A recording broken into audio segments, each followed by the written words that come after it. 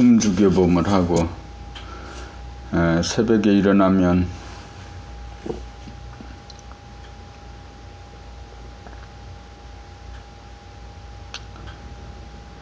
생각의 일어남을 합니다. 생각이 일어나고 머물고 사라지는 것을 감각하고 구경합니다. 아침에 일어나서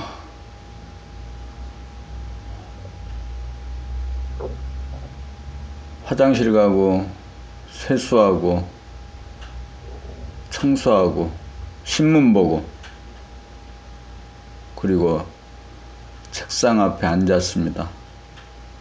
어제 저녁에는 소주 한 병, 막걸리 한 병 먹고 마시고 잠이 들었어요. 늦게 잠을 자서 아침에 일어나니 8시가 가까이 됐네요. 이렇게 늦게 일어나 본 적도 드문 일이긴 합니다. 오늘 하루 어떻게 살 것인지에 대해서 생각을 합니다. 오늘 어떻게 살까? 숨죽여봄하고 몸에서 힘을 빼고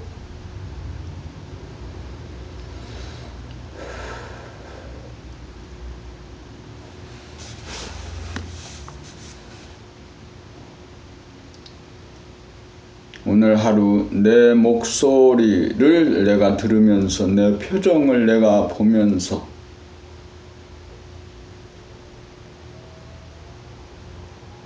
내 몸동작을 내가 돌아보면서 사는 날이 되어야 한다는 옵션을 걸어줍니다. 나는 할 수 있다!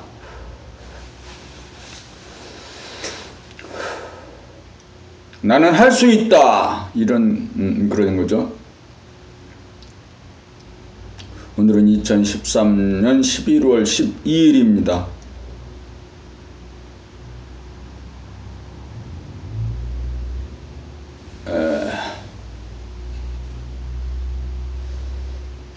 아침에 이제 첫 시간인 만큼 조금 이제 9시에는 출근을 하겠죠. 출근이라고 해야 문 하나 열고 나가면 사무실이에요. 출근하기 전에 책을 독서, 큰 소리로 책을 읽으면서 그 소리를 내 귀로 듣는 것이죠. 내 책 읽는 소리를 내 귀로 듣는 것, 눈으로 글자를 정확하게 보고 입으로 읽고 귀로 듣는. 그래서 그 책 읽는 소리와 같이 일상생활에서 말하는 소리도 책 읽는 소리와 똑같아지고 내가 하는 말을 포함해서 상대가 하는 말도 내가 정확하게 듣는 훈련. 듣지 못하고 사는 지금까지 그랬죠. 듣지를 못한 거죠. 내 말하는 소리를 내 귀로 듣지 못하고 살아오는 거. 기모거리, 또 보지 못하는 거, 신봉사. 이렇게 이제 살아온 삶을 바꾸어서 내 몸동작을 돌아보고 내 표정을 보고 제 3의 눈, 영한 시만이죠. 시만을 띄워서 내 표정을 바라보고 내 목소리를 들을 수 있게 하기 위해서 아침마다 1시간 이상씩 그 책 읽는 훈련, 낭독을 합니다. 낭독을 할 때 우선은 내 소리가 내 그 몸 전체에 체화될 수 있도록 내 몸에 그 소우주인 내 몸의 그 60조 세포가 모두 긍정하고 인정하고 수용할 수 있도록 고개를 앞으로 끄덕 이렇게 해주는 거죠.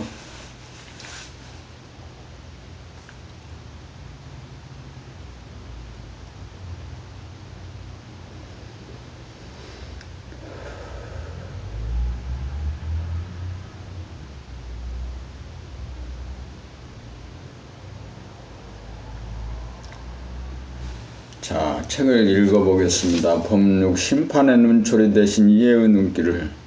남을 바라볼 때 대부분의 우리 의식의 눈은 판단, 평가, 심판하기가 일수이다. 마치 자기가 재판관이라도 한 것처럼 자기에게는 판단의 오류가 없는 듯이 남들을 심판하고 단정한다.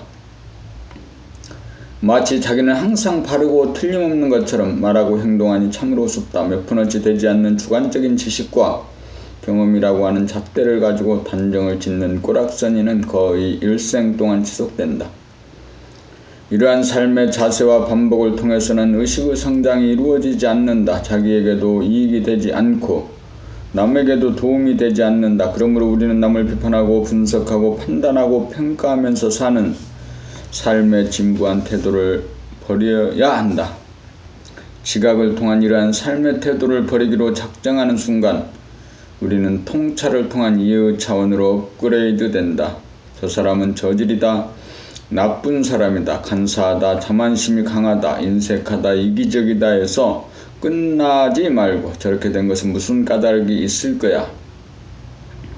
그 까닭이 무엇일까 하고 잠은 자다 와요. 그 까닭을 발견하기 위하여 에너지를 발동시키면 연구심이 증가하고 통찰력이 개발되면서 의식의 수준이 자꾸만 높아질 것이다. 남을 판단, 평가, 심판하는 것은 자기가 높은 위치에서 내려다보는 입장이지만 남을 이해하고자 하는 것은 자기가 낮은 위치에 서는 것이 된다. 남을 심판하는 길을 걷게 되면 자꾸만 오해가 쌓여 대립, 갈등, 투쟁이 벌어질 수밖에 없고 남을 이해하기로 작정하고 가는 길에는 사랑과 조화와 평화가 넘친다. 통찰력과 이해력과 연구력이 깊어지면 심판하는 사람도 심판받을 사람도 없어진다. 그렇게 되면 가슴은 이해와 사랑과 자비로 넘칠 것이며 두뇌는 이해되지 않을 일이 하나도 없고 미워할 사람이 한 사람도 없어 고요하고 한가로울 것이다. 분석과 심판의 길 대신 이해의 길을 선택하여 나아간다면 우리는 지혜와 복덕을 갖춘 인간으로 발돋움할 수 있을 것이다. 이해의 눈길을 보내는 그 자체가 이미 사랑의 발로인 셈이다.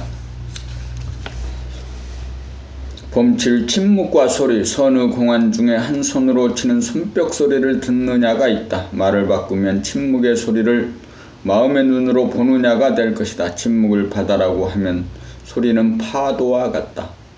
침묵을 본질이라고 하면 소리는 현상이다. 침묵을 보이지 않는 내면이고 소리는 보이는 외면이다. 대부분의 사람은 소리라고 하는 바다의 표면만 본다.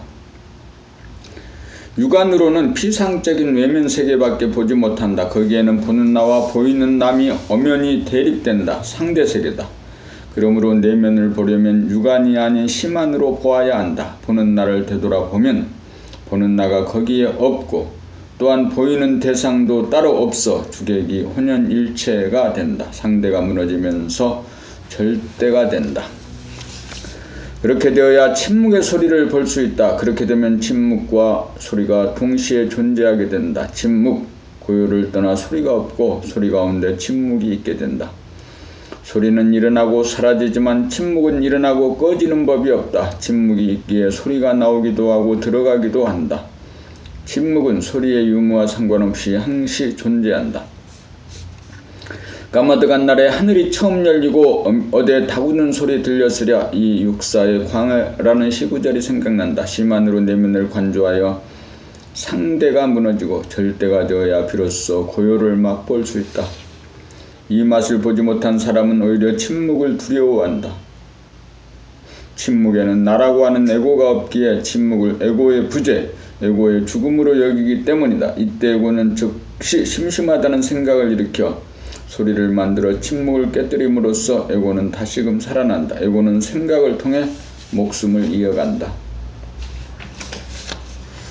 침묵은 무아이고 진아이고 대아이다. 심안으로 침묵을 보아야 하고 항상 침묵이 내재되고 자정되어야 어떠한 생각이나 소리에도 끌리거나 반발하지 않고 모든 소리를 잘 들음으로써 침묵이 지켜진다. 침묵과 소리라고 하는 양극단의 조화다. 그렇게 되면 어떤 소리도 감히 침묵을 깨뜨릴 수 없게 된다. 이때 모든 소리는 침묵으로부터 나와 침묵으로 돌아간다. 그러므로 소리를 아무리 많이 들어도 들은 바가 없는 것이다. 이렇게 되어야 심리적으로 춥고 배고픈 것이 사라진다. 이렇게 되어야 마음이 부자다. 육안만으로 보이는 세계는 외피의 세계인지라 가난과 굶주림을 면키 어렵다. 마음의 눈으로 안과 밖을 다 보아야 등 뜨시고 배부르다. 안과 밖을 몽땅 다 보아야 아름답고 선명하며 신비롭기 짝이 없는 진실의 모습이 보인다. 표면의 바다는 잠시도 가만히 있지 않고 출렁거리지만 깊은 바다는 조금도 흔들리지 않아 끝없이 고요하고 아늑하다. 겉으로는 무언가 보이는 것이 있고 들리는 것이 있고 느껴지는 것이 분명한데 속 안을 들여다보면 텅 비어 있으니 마치 환상과 같고 꿈과 같다.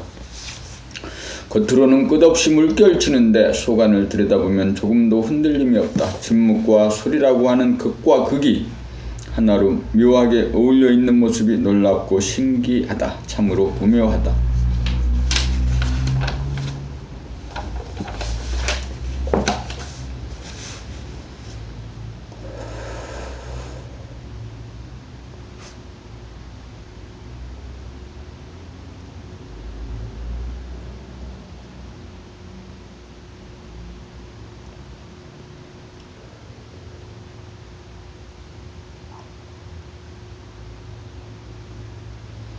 본팔 어처구니 없는 사람의 생각. 사람의 생각은 어처구니가 없다.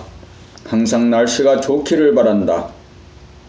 항상 맑아야 좋다고 한다. 바람이 불어도 안 되고 하늘이 흐려도 안 되고 비가 와도 안 된다. 제가 바라는 대로 되지 않으면 마음이 편치 않아 인상을 쓰고 입방아를 찌으면서 하늘을 꾸짖는 것이 사람이다. 참으로 가관이다. 날씨 문제는 사람이 어찌할 수 없는 사항이다. 그것은 자연의 소관이다. 사람은 묵묵히 자연에 순응할 수밖에 다른 방도는 없다. 그럼에도 불구하고 그런 것을 뻔히 알면서도 날씨를 심판하는 것이 또한 사람이다. 사람을 눈으로 아름다운 것만 보려고 하고 추한 것은 아예 보려고 하지 않는다. 귀에는 아름다운 소리만 들으려고 하고 시끄러운 소리는 거부감을 느껴 아예 들으려고 하지 않는다. 우리는 있는 그대로의 전체를 보지 못하고 반쪽의 세상을 고집하며 나머지 반쪽의 세상과 담을 쌓고 살려고 한다. 그러므로 거부하고 저항하며 괴롭게 살아간다.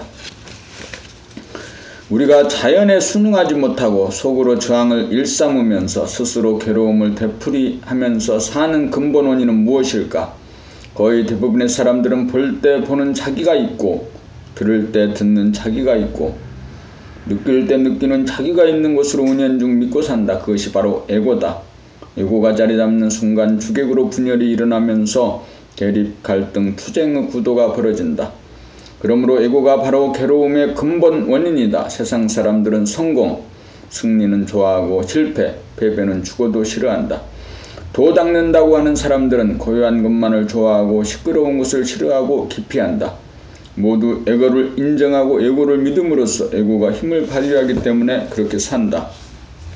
그런데 어찌 한 세상 사는데 성공만 있고 실패가 없을 수 있으랴? 어찌 불상사나운 일 한 번 없이 무사하게만 살 수 있겠는가? 그 모든 것은 에고에서 비롯된 사람의 어처구니 없는 좁은 생각 때문이다.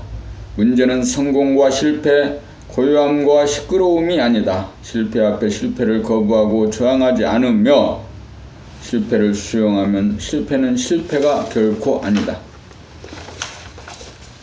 시끄러움에 처해 시끄러움을 싫어하지 않으면 시끄러움 가운데도 고요가 존재한다. 그러므로 실패가 두렵고 시끄러움이 두려워 아예 생각을 기피하거나 도피행각을 버린다고 괴로움을 면할 수 없다. 그것은 아직도 에고를 버리지 못하여 반쪽에 대한 미련과의 착을 놓지 못한 에고가 여전히 숨어있기 때문이다. 에고를 버려야 거부와 저항으로 인한 괴로움이 없는 삶을 살 수 있다. 에고를 버리기 위해서 에고에 저항하고 거부하여서는 갈등만 심화되고 에고만 강화된다. 에고의 문제는 제 생각을 쫓아 제가 좋아하는 것만 보고 들으려고 함으로써 있는 그대로 존재하는 진실의 세계를 분열시키고 왜곡시킨다는 사실이다. 에고는 버리려고 해서 버려지는 것이 아니고 도피한다고 도피가 되는 것도 아니다. 오로지 에고의 한계와 특성을 관조를 통해 철저히 이해하고 또 이해할 때 에고는 저절로 떨어져 나간다. 그렇게 되면 바라봄만 있지 바라보는 놈이 없는 상태가 현존하게 된다. 이렇게 된 사람이라야 어처구니 없는 생각을 하지 않는다. 지혜로운 사람이다.